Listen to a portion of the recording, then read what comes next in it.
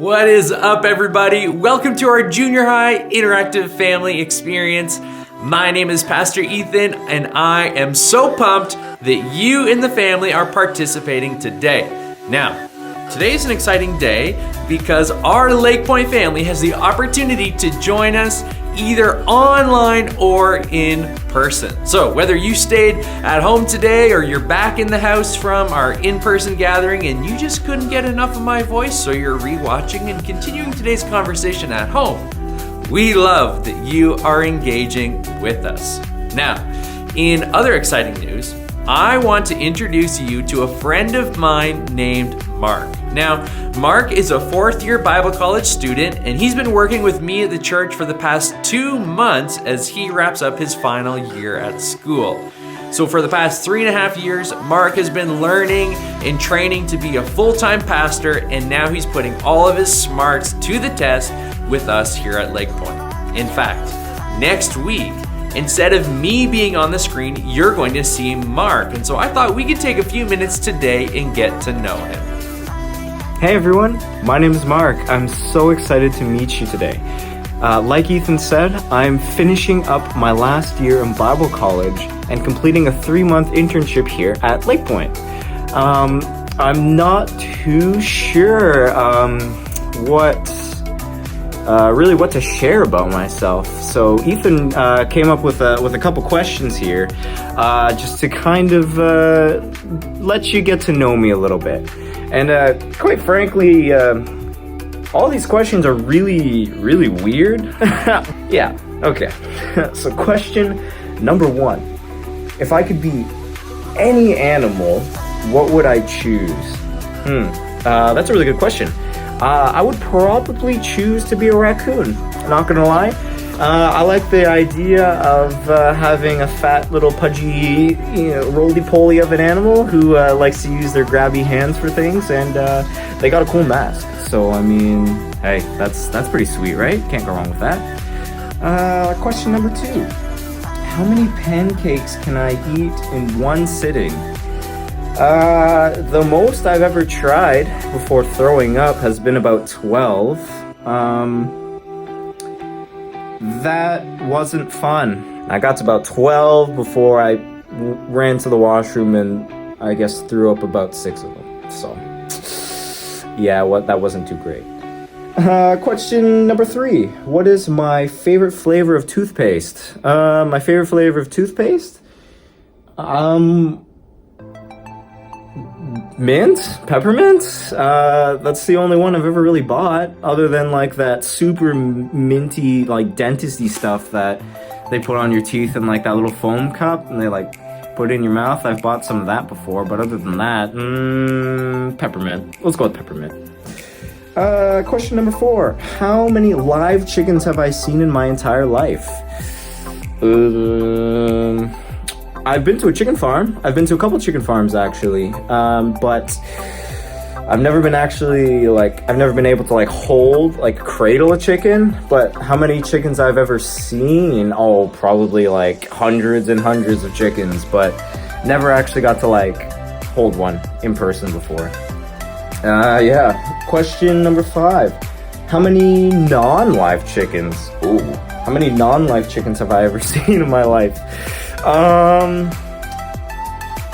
With all of the Buffalo Wild Wings trips, with all of the grilled chicken that I've made, my mother's made, probably millions and millions and millions of unalive chickens, probably, to be honest with you. But question number 6. On a scale of 1 to 10, how good is my Harry Styles impression? 2, maybe 3, because I can do like that. I can do the hair thing, and maybe I can just like be like, you light up my world, and have like a really high-pitched voice, but other than that, no. 2, 3. Question number 7, the last question. The last thing I would smell before I lost my sense of smell. I'm probably gonna sound like your dad here, but a good old juicy steak and a nice large black cup of coffee. I know it's really old-fashioned, but those are a few of my favorite things. And to never be able to smell those things ever again would just make me so heartbroken. I can't wait to get to know y'all a little bit better, and I will see you in a bit. I feel like I know Mark on such a deeper level with those questions, and I hope you do too. So again, next week, whether you engage online or in person, you're gonna see Mark and not me, and all you're gonna be thinking about is those answers he shared with us today. It's gonna be amazing. Okay, let me quickly tell you what you can expect for today. We're gonna have some family competition. We're gonna start a brand new series called Do Something, and then all throughout our teaching video today, we are gonna pause for some family discussion. Now parents, today you're gonna lead your students in a few different activities and discussions, and those activities can be found and downloaded from an email I sent out this past week.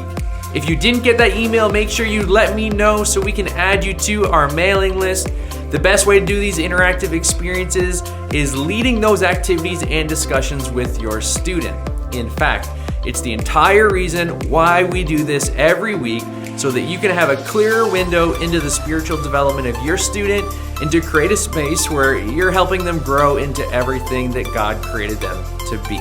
So if you need to pause the video and go download those activity pages, please do so now.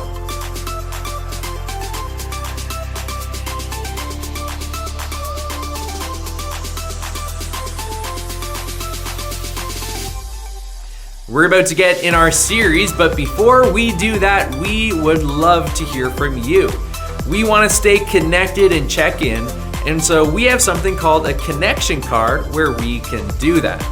The connection card is found right on the main page of the LakePoint app, and so we would love if you would take the next 60 seconds and fill out that card.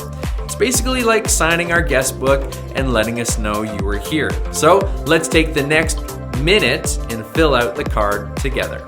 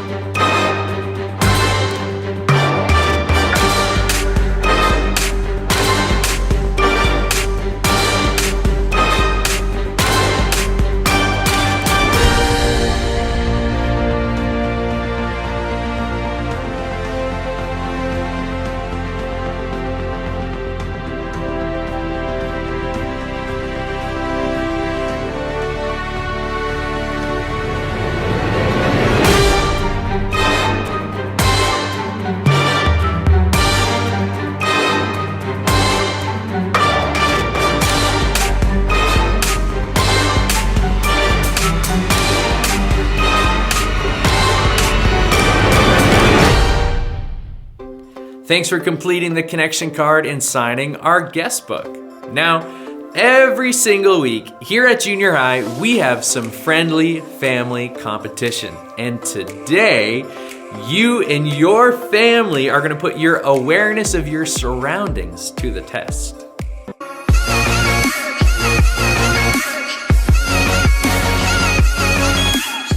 All right. Today's competition is called Measure Up. All you need for today's challenge is some sort of a measuring tape. If you don't have one, don't worry. You could use a ruler, a yardstick, anything in your house that has some sort of measurement graduations on it. Let me tell you how the game works.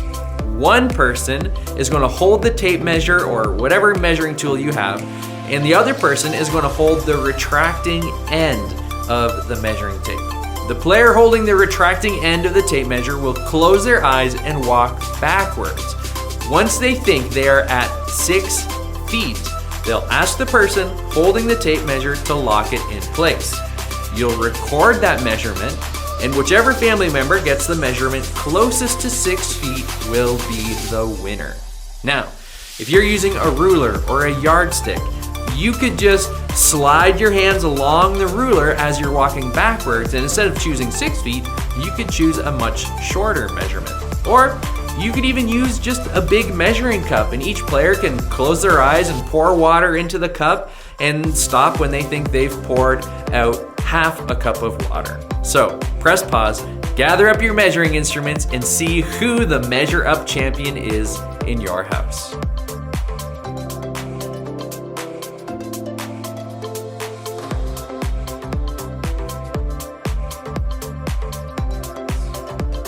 All right, who is your family's Measure Up champion? Let us know who won by taking a photo of you and the family participating and post it in our LakePoint Junior High Facebook group, or you can email it to me at ethan@lakepoint.church.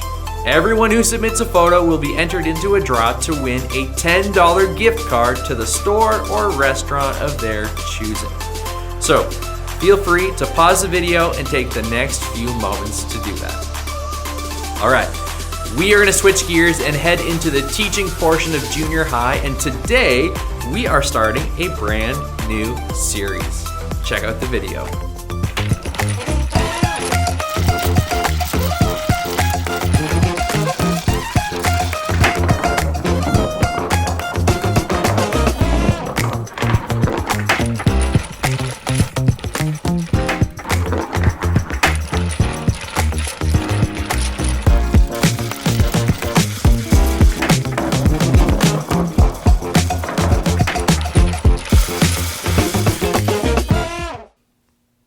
Have you ever seen something around you and instantly thought, someone should do something about that?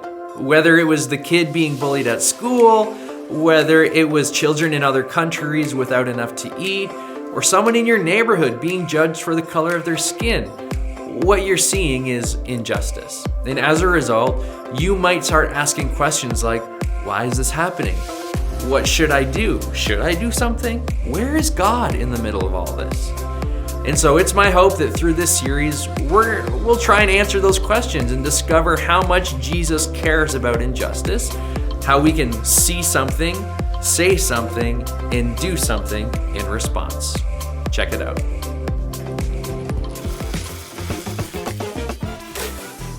Who doesn't love a good superhero or superheroine? Am I right? I mean, if I had a superpower, it would probably be like flying or something.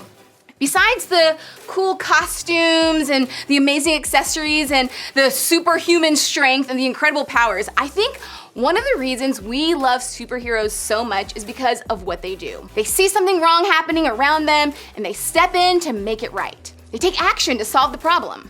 They step in to defend. In other words, they do something about it. For us though, if we're going to do something, we need to learn more about injustice and take a look at what God has to say about it. Let's start by defining injustice together. Have you heard of the word justice before? Justice simply means something is right, fair, or equal. Injustice is the opposite of that. So when we talk about injustice, we're talking about the things in our world that are unfair, unequal, or not right. There are probably a lot of things that might come to mind when you think about injustices in our world. Things like children who are starving, families living in poverty, natural disasters, or racism.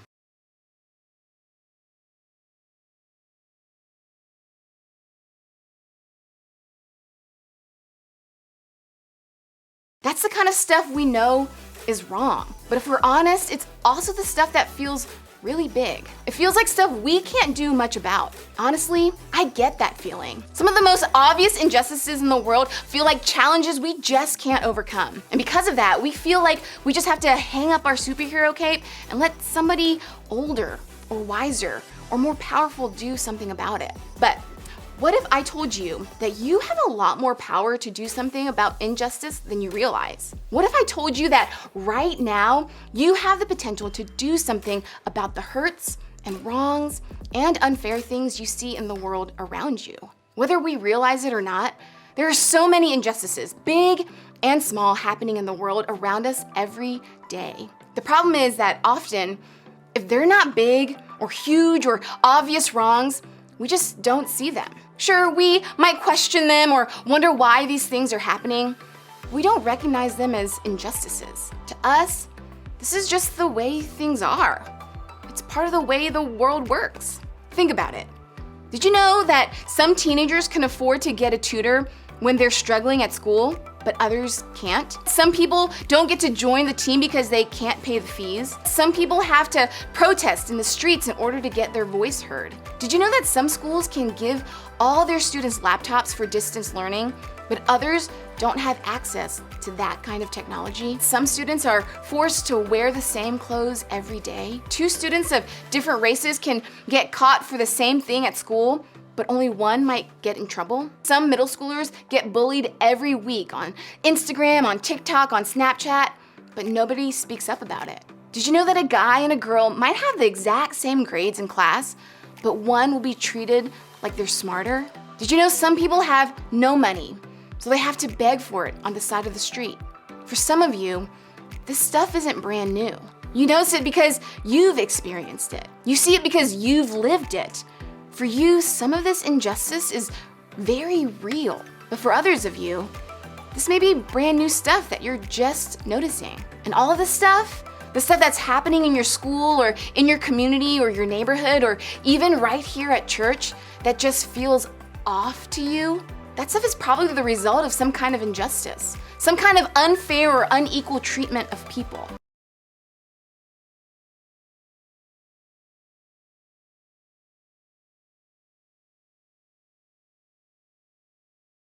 So, what do we do about it? I think there's something inside of most of us that wants to see things made right. We can't be part of the solution to problems that we don't even see as problems.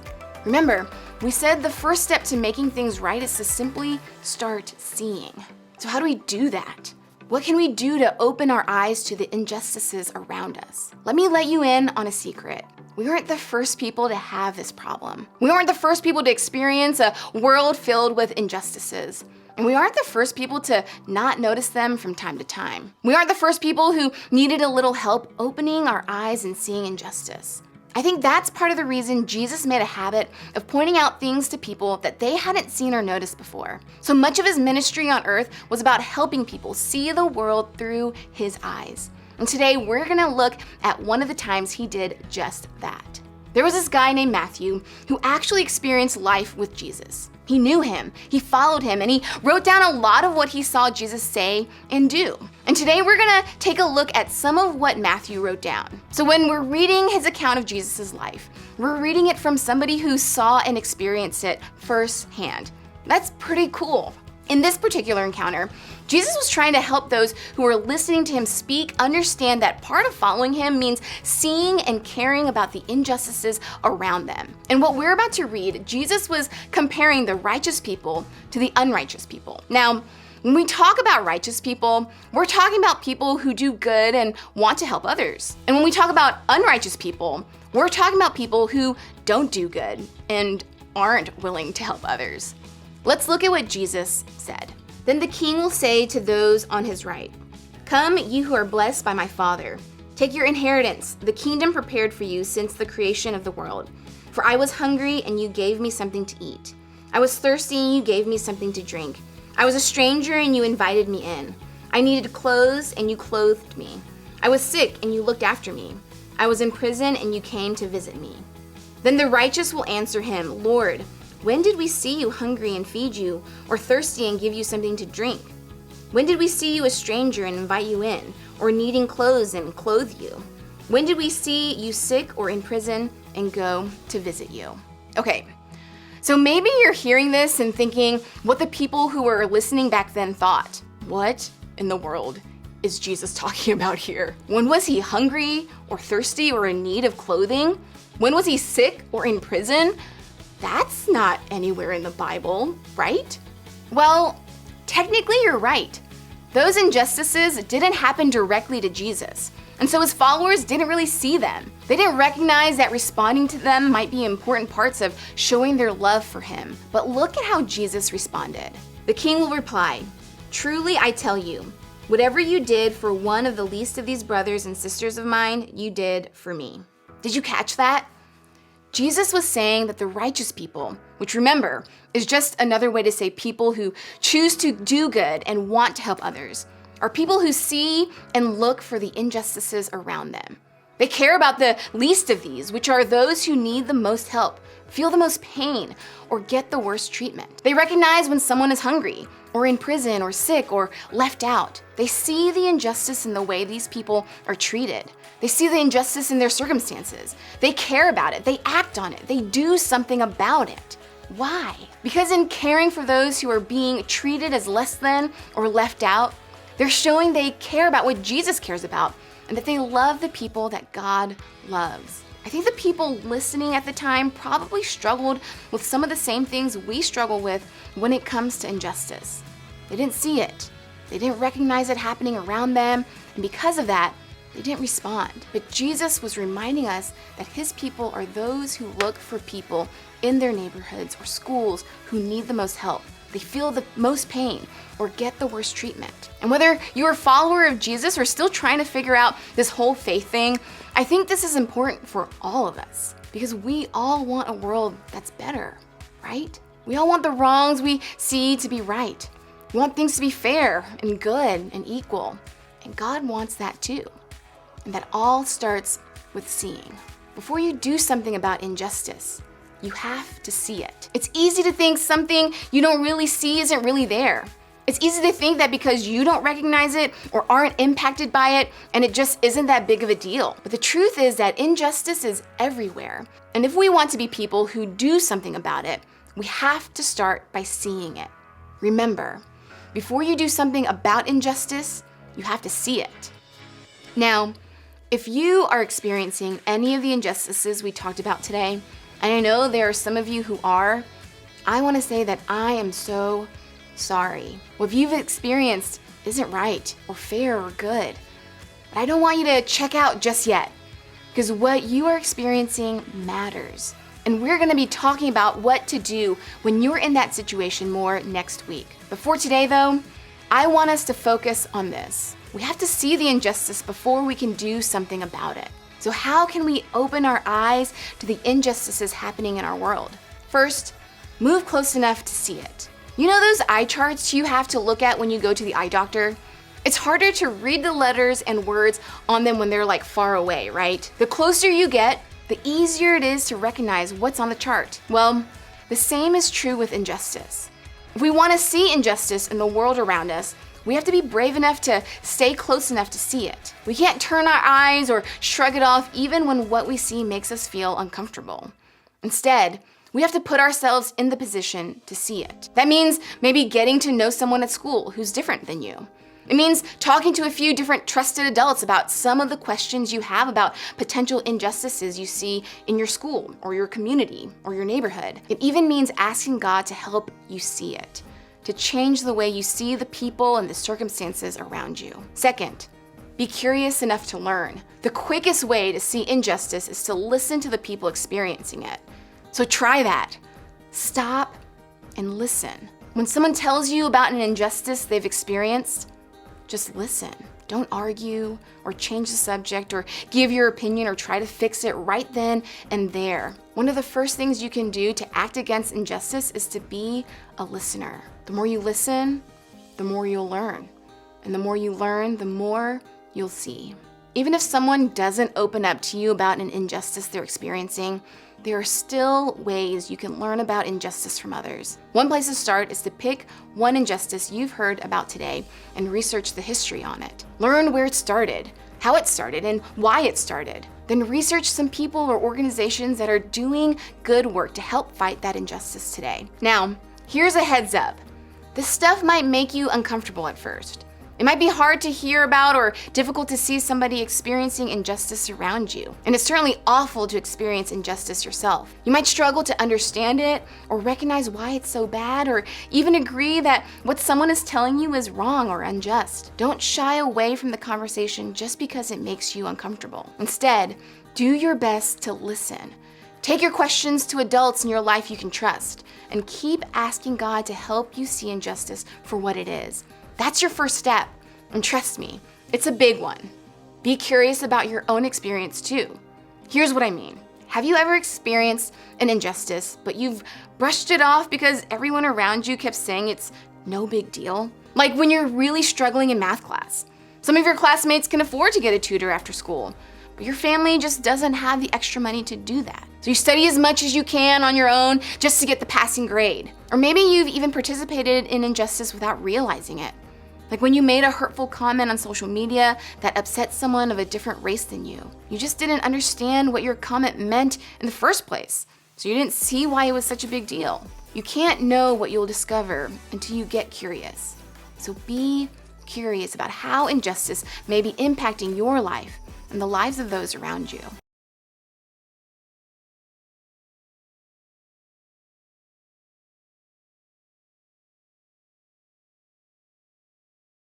If we want to do something about the injustice around us, we have to start with moving close enough to see the injustice, being curious about others' experiences with injustice, and thinking about your own experiences with injustice. Maya Angelou, a famous woman who wrote about injustice a lot, summed this up perfectly.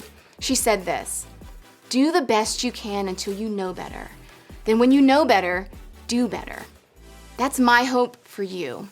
That you'll begin to see what or who you haven't seen before, and then you'll begin to act, so that together we can do something. Remember, before you do something about injustice, you have to see it.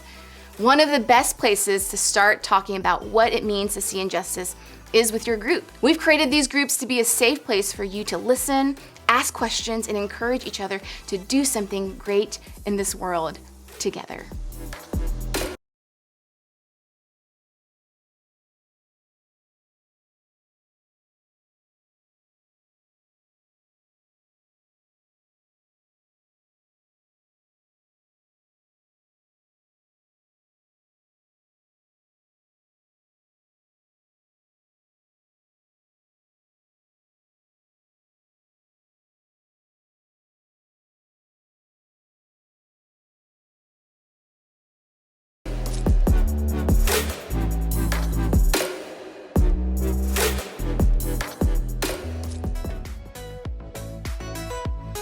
When it comes to injustice in our world and in our community, we need to look at what God has to say. And what does he say? Well, we learned today in the book of Matthew that righteous people seek and look for injustices around them. They care about the people who need the most help, feel the most pain, or get the worst treatment. And righteous people do something about those injustices. Responding to injustice is a way to show love for both God and others, and to show that we care what God cares about. So how do we do that? Well, for this week, we can start by moving close enough to see the injustice around us, and then be curious enough to learn and listen to others. You know, is there something that you've noticed that doesn't seem fair? Something that isn't right or equal? Instead of walking away and putting distance between what we've noticed because it makes us feel uncomfortable, we need to move close enough to it and understand that it could be an injustice. Maybe you know someone at school who gets picked on all the time. Instead of passing by and ignoring it, we can say, something isn't right here. This isn't fair that they get picked on. And then we get curious to learn and listen. Why are they getting picked on? Maybe I should talk to them and see if they're okay. You know, I can ask if there's something I can do to help. Or today, instead of walking by, I'm going to be someone who they can lean on and talk to. We can't be part of the solution if we don't engage with the problem that we notice. So this week, let's open our eyes to the injustice around us and become curious and learn about them. Thanks for participating today, everyone. Remember to post a photo of your family participating today in our LakePoint Junior High Facebook group, and you can be the proud winner of a $10 gift card to the store or restaurant of your choice. Now, to close our time this morning, take the next 2 minutes to pray together as a family, and then head to the LakePoint app to access our weekday devotionals that go along with our series. You'll find them in the Family Resources section. You can also find the link in the video description right below me, and it'll take you right to those devotionals. Have a wonderful week, friends. We'll see you next time.